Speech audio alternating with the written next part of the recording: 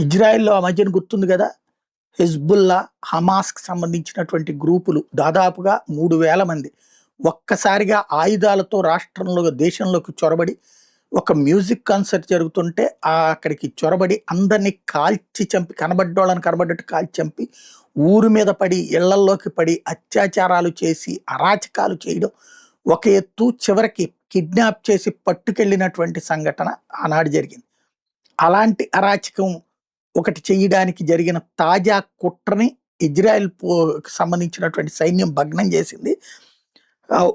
సాధారణంగా ఇప్పటికి కూడా పాలస్తీనాకి సంబంధించినటువంటి కాంట్రాక్టర్లు ఈ చెత్తని వేరే వెహికల్స్ ఉంటాయి అన్నమాట. అంటే మన డంపర్ సెట్ లాంటివి ఉంటాయి కదా! అట్లాంటి వెహికల్స్ పాలస్తీనా నుంచి ఇజ్రాయెల్‌లోకి వచ్చి ఆ పని చేసుకొని సాయంత్రం పోతుంటాయి బోర్డర్ దాటి.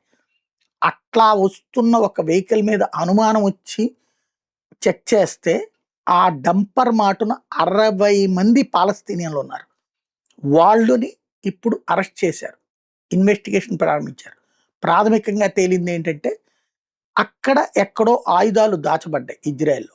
ఆ ఆయుధాలు తీసుకొని ఒక్కసారిగా ఊరి మీద పడి అందరిని చంపేయాలని నిర్ణయించారు. లేదా డ్రోన్స్ ద్వారా ఏమన్నా ఆయుధాలు విడవాలని ప్లాన్ చేశారు. అయి తీసుకొని చంపాలనుకున్నారు. ఇజ్రాయెల్‌లో నరమేధం సృష్టించడానికొచ్చినటువంటి బ్యాచ్‌ని ఇప్పుడు అదుపులోకి తీసుకొని ప్రశ్నిస్తున్నారు.